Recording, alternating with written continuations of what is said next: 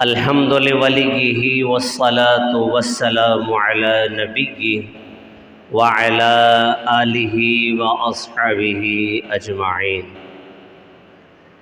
أما بعد فأعوذ بالله من الشيطان الرجيم. بسم الله الرحمن الرحيم. وَإِذِ ابْتَلَى إِبْرَاهِيمَ رَبُّهُ بِكَلِمَاتٍ فَأَتَمَّهُنَّ قَالَ إِنِّي جَاعِلُكَ لِلنَّاسِ إِمَامًا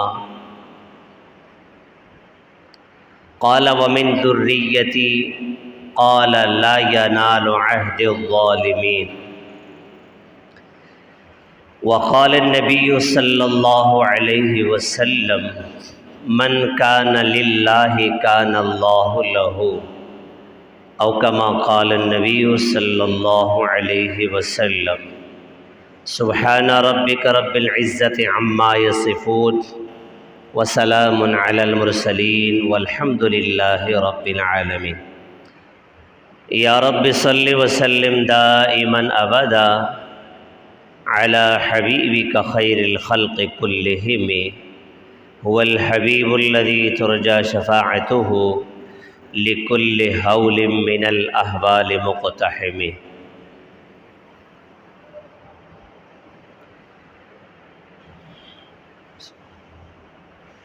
میرے واجب الاحترام، قابل صد احترام عزیز بھائیوں، دوستوں اور میرے بزرگوں، جب انسان اللہ کا ہو جاتا ہے تو اللہ تعالیٰ اس کے ہو جاتے ہیں.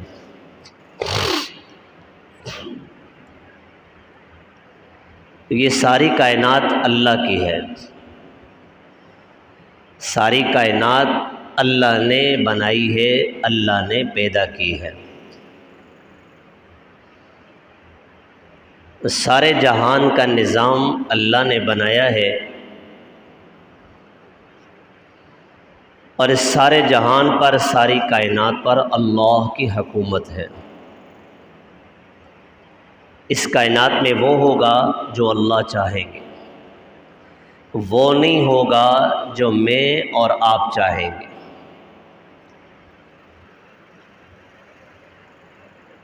اگر ہم اپنے آپ کو اللہ کے حوالے کر دیں، اللہ کے حکم کے تابع کر دیں،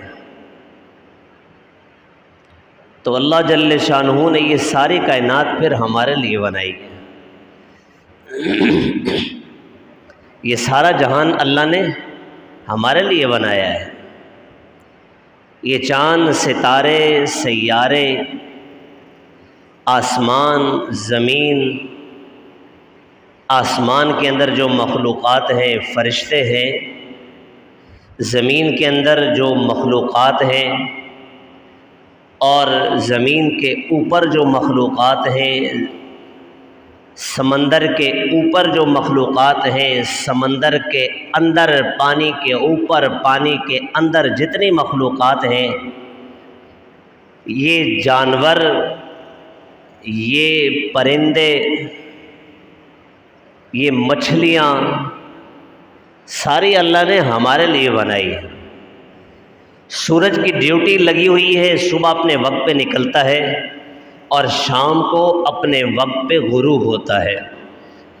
چاند کی ڈیوٹی ہے، وہ اپنے وقت پر آتا ہے اور اپنے وقت پر واپس چلا جاتا ہے. ستاروں کی ڈیوٹی لگی ہوئی ہے، ستارے اپنے وقت پر آتے ہیں، اپنے وقت پہ چلے جاتے ہیں. یہ سیارے اللہ کے حکم کے تابع ہماری خدمت میں لگے ہوئے ہیں. یہ ساری کائنات اللہ نے ہمارے لیے بنائی ہے اور ہمیں اللہ نے اپنے لیے بنایا ہے. ہمیں اللہ نے اپنے لیے بنایا ہے. انسانیت کو اللہ نے پیدا کیوں کیا؟ یہ سوال ہے. جواب اس کا کیا ہے؟ وَمَا خَلَقْتُ الْجِنَّ وَالْإِنسَ إِلَّا لِيَعْبُدُونَ. اللہ نے انسانوں کو اور جنوں کو اپنی عبادت کے لیے پیدا کیا ہے.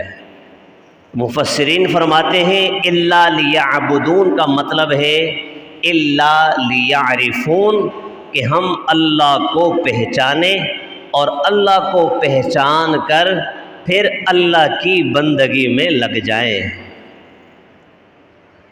اس ساری کائنات پہ اللہ کا حکم چلتا ہے۔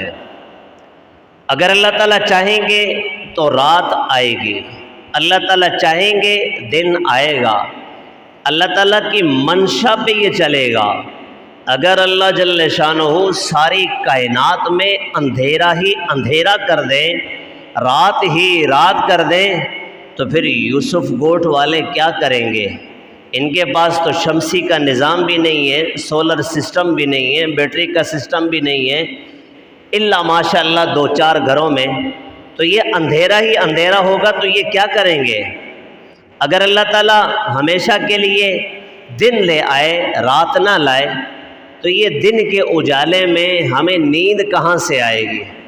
دن کا اجالا ہوگا، ہماری سوچ یہ ہوگی کہ بھائی کمائیں، خوب کمائیں، اپنے لیے بھی جائیدادیں بنائیں، اور ہمارے جانے کے بعد پھر ہماری اولاد آئے گی، ہماری اولاد کے لیے بھی جائیدادیں موجود ہوں، بینک بیلنس موجود ہو، پھر آرام نہیں کر سکیں گے، وہ دن رات پیسہ کمانے میں لگے ہوں گے۔ جب روشنی ہی روشنی ہوگی تو پھر ان کے سونے کا دل نہیں کرے گا، دنیا کی بھاگ دوڑ میں لگے رہیں گے تو دنیا کا نظام درم برم ہو جائے گا۔ اللہ نے رات بنائی، اللہ نے دن بنایا، اور یہ سورج کا نظام بنایا، چاند کا نظام بنایا، ستاروں سیاروں کا نظام چلایا، اور اللہ نے کاروبار کے ہمارے لیے سسٹم بنا دیے کہ ہم دن کو کام کریں اور رات کو آرام کریں، دن کو بیوی بچوں کے لیے بھاگ دوڑ کریں، ان کے لیے کچھ کما کے لائیں، اور رات کو آئیں تو دن کی تھکاوٹ کی وجہ سے رات کو آرام کریں۔ اللہ نے یہ بڑا بہترین نظام بنایا۔ تو غرض یہ ہے کہ ساری کائنات اللہ نے میرے اور آپ کے لیے بنائی ہے، اور آپ کو اور مجھے اللہ نے اپنے لیے بنایا ہے۔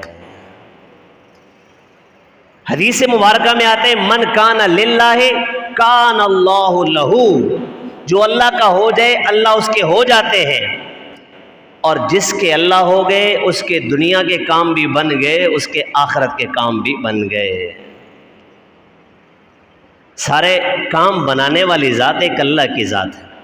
تو میرے محترم بھائی دوستو بزرگوں، جو اللہ کے بنے ہیں انہوں نے اپنی جان کی پرواہ نہیں کی، اپنے مال کی پرواہ نہیں کی، اپنی اولاد کی پرواہ نہیں کی، کسی کی پرواہ نہیں کی۔ اللہ کا حکم آیا انہوں نے اپنی جان کی بازی بھی لگا دی، اللہ کا حکم آیا مال خرچ کرو انہوں نے مال بھی خرچ کر دیا، اللہ کا حکم آیا اولاد کو قربان کرو انہوں نے اولاد کو بھی قربان کر دیا، اللہ کے حکم کے آگے سر خم کر دیا اور اللہ کے سامنے جھک گئے۔ میرے اللہ کا حکم ہے، اس میں چوں چرا کرنے کی کوئی ضرورت نہیں ہے، چوں چرا کرنے کی اور اس کے بارے میں زیادہ گہرائی میں جانے کی ضرورت نہیں ہے۔ میرے اللہ کا حکم ہے، اللہ کا حکم پورا کرنے کے لیے اپنے آپ کو پیش کر دیا۔ جناب ابراہیم علیہ السلام کے متعلق آپ حضرات نے بیانات کے اندر سنا ہے، اور عید الاضحیٰ کے بیان کے اندر سنا کہ ان پر اللہ جل شانہ نے امتحان بھیجے اور وہ امتحانات کے اندر کامیاب ہوئے۔ ہر قسم کے امتحانات ان پہ آئے۔ اللہ جل شانہ کا پاک ارشاد ہے وَإِذِ ابْتَلَىٰ إِبْرَاهِيمَ رَبُّهُ بِكَلِمَاتٍ فَأَتَمَّهُنَّ، اللہ نے ان کو بہت ساری باتوں میں آزمایا اور پھر فَأَتَمَّهُنَّ، ابراہیم علیہ السلام نے وہ سارے امتحانات مکمل کیے، یعنی ابراہیم علیہ السلام ہر امتحان کے اندر 100 میں سے 100 نمبر لے کر کامیاب ہوئے۔ ابراہیم علیہ السلام کی زندگی کو اٹھا کر دیکھیں، ابراہیم علیہ السلام ابھی چھوٹے تھے، بچے تھے، تو ابراہیم علیہ السلام کو اماں نے نمرود کے دربار میں بھیجا۔ نمرود اتنا بڑا بادشاہ تھا کہ اسی کی حکومت میں سورج طلوع ہوتا ہے، اسی کی حکومت میں سورج غروب ہوتا ہے۔ بڑے بادشاہوں میں، ان بادشاہوں میں ہے کہ جو لوگوں کو کہتے ہیں کہ پہلے مجھے سجدہ کرو، یہ اپنے آپ کو اتنا بڑا سمجھتے ہیں ابراہیم علیہ السلام چھوٹے تھے، اماں نے بھیجا کہ جاؤ نمرود سے غلہ لے کر آؤ۔ ابراہیم علیہ السلام گئے اور جا کر کہا بھئی میری اماں غلہ مانگتی ہے۔ وہ جو وزراء بیٹھے ہوئے تھے، وزیر بیٹھے ہوئے تھے، وہ چمچگیری کرنے والے لوگ بیٹھے ہوئے تھے، آگے بڑھے کہنے لگے کہ بادشاہ سلامت، اس نے آپ کو سجدہ نہیں کیا اور یہ آپ سے غلہ مانگتا ہے، اس لیے اس کو غلہ دینے کی ضرورت نہیں ہے، اس لیے کہ اس نے آپ کو سجدہ نہیں کیا۔ اب امتحان شروع ہو رہا ہے۔ ابراہیم علیہ السلام آگے بڑھے، نمرود نے پوچھا کہ تم نے سجدہ کیوں نہیں کیا؟ تو ابراہیم علیہ السلام نے فرمایا کہ میں سجدہ تو اپنے رب کو کرتا ہوں۔ اس نے کہا کہ سجدہ رب کو کرتے ہو تو میں تمہارا رب ہوں؟ اس نے کہا نہیں، میرا رب تو نہیں ہے، میرا رب تو کوئی اور ہے۔ الم تر الی الذی حاج ابراہیم فی ربی ان آتاہ اللہ الملک اذ قال ابراہیم ربی الذی یحیی ویمیت، میرا رب تو وہ ہے جو زندگی موت کا مالک ہے۔ نمرود کہنے لگا انا احیی و امید، زندگی موت کا مالک تو میں بھی ہوں، زندگی میں بھی دے سکتا ہوں، موت میں بھی دے سکتا ہوں۔ دو قیدیوں کو بلایا، ایک کے متعلق حکم تھا آزاد ہونے کا کہ اس کو آزاد کر دیا جائے، اور ایک کے متعلق حکم جاری تھا کہ اس کو پھانسی پہ لٹکایا جائے۔ جس کی آزادی کا حکم تھا اس کے بارے میں حکم جاری کیا اس کو پھانسی پہ لٹکایا جائے، اور دوسرا جس کے بارے میں پھانسی کا حکم تھا اس کے بارے میں کہا کہ اسے آزاد کر دیا جائے۔ دیکھو میرے ہاتھ میں زندگی بھی ہے، میرے ہاتھ میں موت بھی ہے۔ ابراہیم علیہ السلام سمجھ گئے یہ بڑا بے وقوف ہے، کند ذہن ہے، اسٹوپڈ ہے، اس کا دماغ کام نہیں کرتا۔ میں نے یہ کہا ہے کہ جس کے ہاتھ میں زندگی موت ہے، یہ تو کوئی زندگی موت والی بات نہیں ہے۔ اس نے دلیل پیش کی، ابراہیم علیہ السلام نے اس کے دماغ کے حساب سے ایک اور دلیل کہ جو اس کے دماغ پر اثر کرے۔ قال انا احیی و امید قال ابراہیم فان اللہ یأتی بالشمس من المشرق فأت بها من المغرب، یہ سورج کس کے حکم سے نکلتا ہے؟ وہ کہنے لگا میرے حکم سے نکلتا ہے۔ سورج کس کے حکم سے غروب ہوتا ہے؟ کہنے لگا میرے حکم سے غروب ہوتا ہے۔ ابراہیم علیہ السلام نے اس کے دماغ کے حساب سے دلیل پیش کی، یہ کند ذہن ہے، اس کا دماغ اتنا ہی چلتا ہے، اس کے سامنے ایسی دلیل پیش کی جائے۔ ابراہیم علیہ السلام فرمانے لگے اچھا سورج تیرے حکم پر آتا ہے، تیرے حکم پہ واپس جاتا ہے، مطلب یہ ہے کہ یہ سورج تیرے حکم کا پابند ہے، جب تیری اجازت ہوگی تو آئے گا، اجازت نہیں ہوگی تو نہیں آئے گا۔ اور میرا رب کون ہے؟ میرا رب قال انا احیی و امید قال ابراہیم فان اللہ یأتی بالشمس من المشرق فأت بها من المغرب، میرا رب تو وہ ہے جو سورج مشرق سے لاتا ہے، اگر تو رب ہے تو فأت بها من المغرب، تو پھر مغرب سے طلوع کر کے دکھا اگر تو رب ہے۔ فبہت الذی کفر، کافر حیران پریشان سرگردان انگش بدندان ہو گیا کہ بھئی اب اس کے دلیل کا کیا جواب دیا جائے۔ مشرکین کے پاس، کفار کے پاس جب دلیل نہیں ہوتی تو پھر وہ دوسرا حربہ استعمال کرتے ہیں، یہ جادو کا استعمال کرتے ہیں، یا پھر طاقت کا استعمال کرتے ہیں، یا پھر یہ اپنی فوج کا استعمال کرتے ہیں، اپنی طاقت کا استعمال کر کے بتاتے ہیں کہ بھئی یوں ہوگا، ہماری مرضی چلتی ہے۔ ابراہیم علیہ السلام کے جب یہ آپس میں اس طرح کی ڈبیٹ ہوئی اور آپس میں یہ بات ہوئی، لمبی چوڑی بحث ہوئی، اس بحث کے بعد نمرود سمجھ گیا کہ دال گلنے والی نہیں ہے، یہ بچہ بڑا تیز ہے، اس نے تو مجھے سب کے سامنے رسوا کر دیا۔ نمرود نے سب لوگوں سے کہا کہ بڑی آگ جلاؤ، اس کے لیے لکڑیاں جمع کرو۔ لوگوں نے لکڑیاں جمع کرنا شروع کی، بہت ساری لکڑیاں جمع ہوئی۔ ابراہیم علیہ السلام سے کہنے لگا دیکھ یہ لکڑیاں تیرے لیے جمع ہو رہی ہیں۔ ابراہیم علیہ السلام سے کہنے لگا کہ دیکھ یہ آگ تیرے لیے تیار ہو رہی ہے، دیکھ پیچھے مڑ جا، جس دین پر تو ہے اس سے توبہ طائب ہو جا، چھوڑ دے اس دین کو ورنہ اس آگ کے اندر تجھے جلایا جائے گا۔ ابراہیم علیہ السلام موحد تھے، اور صرف منہ کے موحد نہیں تھے، حقیقی موحد تھے۔ بعض لوگ ہوتے ہیں نا وہ منہ کے موحد ہوتے ہیں، منہ سے تو کہتے ہیں کہ بھائی ہم تو اللہ سے اپنے مسئلے حل کرواتے ہیں، لیکن کہیں پھنس جاتے ہیں تو پھر جو ہے نا کہیں اور بھی گر جاتے ہیں۔ ابراہیم علیہ السلام وہ نہیں تھے جو کسی اور کے سامنے بھی جھک جائیں۔ ابراہیم علیہ السلام نے فرمایا تو جو کچھ کر سکتا ہے کر کے دکھا، میں تیری پاور بھی دیکھتا ہوں، تیرے پاس پاور کتنی ہے۔ ادھر آ ستم گر ہنر آزمائیں، تو تیر آزما ہم جگر آزمائیں۔ ابراہیم علیہ السلام نے فرمایا جو تو کر سکتا ہے کر۔ اس سے بڑی آگ جلائی، اتنی بڑی آگ کتابوں میں لکھا ہے کہ اس آگ کے اوپر سے جب پرندہ گزرتا تو وہ جل کے راکھ ہو جاتا۔ اب ابراہیم علیہ السلام کو آگ میں ڈالنے کی باری آئی، کیسے ڈالا جائے؟ اب سارے پریشان ہو گئے کہ اس بڑی آگ کے قریب اگر کوئی جائے گا ابراہیم علیہ السلام کو پھینکنے کے لیے، وہ خود بھی جل جائے گا۔ اب یہ کام کون سر انجام دے؟ ابراہیم علیہ السلام سے کہنے لگے کہ آپ اس آگ کے اندر کود پڑیں۔ ابراہیم علیہ السلام نے فرمایا کہ میں کیوں جاؤں، تم نے آگ تیار کی ہے تو مجھے آگ کے اندر پھینکو۔ جب یہ پریشان ہو گئے، جب چھوٹے پریشان ہوتے ہیں نا تو ان کا کوئی بڑا آتا ہے، پھر کون آتا ہے؟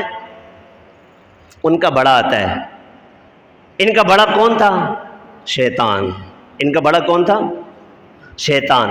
شیطان آیا، بڑا جبہ شبہ پہن کے بڑے خوبصورت انداز میں آیا اور بڑا سمجھدار بن کے آئے ان کے سامنے آ کر اس نے آ کے مشورہ دیا، اس کے مشورے پر عمل کیا اور پھر ایک منجنیق بنائی۔ منجنیق جھولا نما، ایسے کہ جب اس کو جھولے کو یوں کھینچ کے جب اس کو چھوڑیں گے تو جب یوں جائے گا تو آگے جا کر ابراہیم علیہ السلام جب اس پاک پر ہوں گے تو آگ کے اندر گر جائیں گے، یہ رسیاں وسیاں جل جائیں گی ساری۔ انہوں نے منجنیق بنائی، جب منجنیق بن گئی ابراہیم علیہ السلام کو اس میں رکھا اور یوں پھینکا۔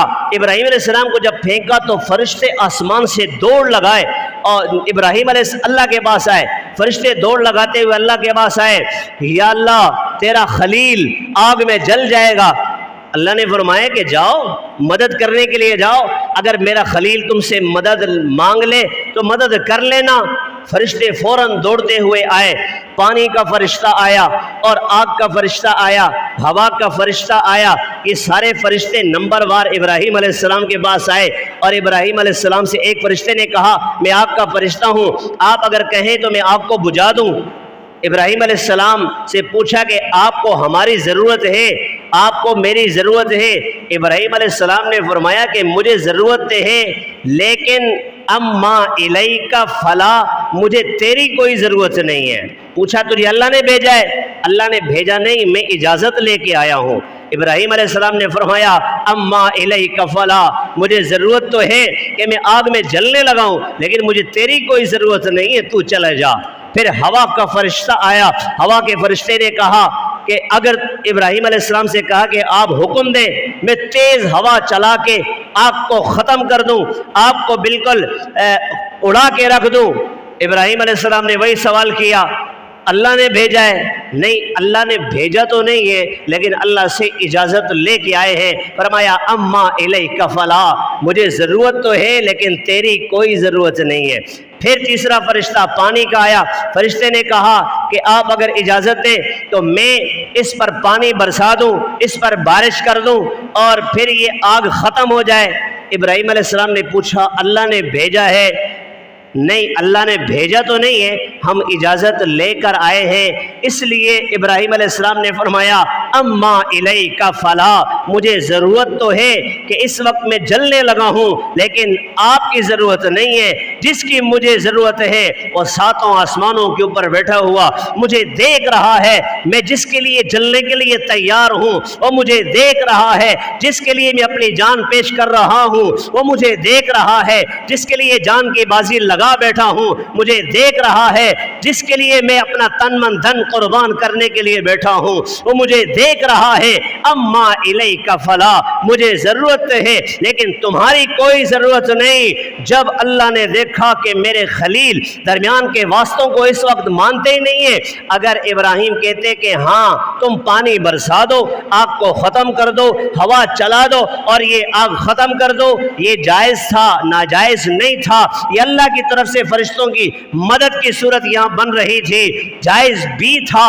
لیکن کبھی ایسا مقام آتا ہے کہ بندہ کہتے ہیں کہ بھئی درمیان کا واسطہ میں نے استعمال کرنا ہی نہیں ہے، میں براہ راست لوں گا، اس موقع پر پھر اللہ بھی کہتے کہ میرا بندہ بیچ کے واسطے استعمال نہیں کر رہا، اب میں تیرا رب خود میدان میں آتا ہوں۔ میرے اللہ اکبر کبیرہ، ابراہیم علیہ السلام نے سارے واسطوں کو ٹھکرا دیا अल्लाह ने नहीं भेजा, तुम खुद आए हो, इजाज़त लेकर आए हो। अम्मा इलैका फला, मुझे तुम्हारी कोई ज़रूरत नहीं, मुझे उस अल्लाह की ज़रूरत है, वो अल्लाह जो मुझे देख रहा है। जब अल्लाह ने देखा कि इब्राहीम कहता है कि मेरा रब बराह रास्त खुद आए, अल्लाह ने बीच के सारे वास्ते ख़त्म कर दिए। ये फरिश्ते से नहीं कहा कि जाओ आग से कहो कि आग ठंडी हो जाए, आग ठंडी हो जाए, फरिश्ते से नहीं कहा। अल्लाह ने क्या किया, अल्लाह खुद बराह रास्त आगे आते हैं। कुल ना, आए हाय हाय, कितनी ताकत, कितनी पावर है इसके अंदर। कोई बड़ा डीएसपी एसएचओ कहता है कि भाई ये काम करो, वो कहते नहीं मानेगा, भाई उसको जाकर कहो ये एसएचओ साहब का आर्डर है, मेरा आर्डर है ये। अल्लाह ने फरमाया कुल ना, हमने कहा है, हमने कुल ना, क्या कहा, या नारो कूनी बरदा, ए आग ठंडी हो जा। फरिश्ते से नहीं कहा कि तुम जाकर कहो, अल्लाह का हुक्म है, नहीं। अल्लाह ने फरमाया कि बराह रास्त आग से गुफ्तगू करते, आग से बराह रास्त बात करते।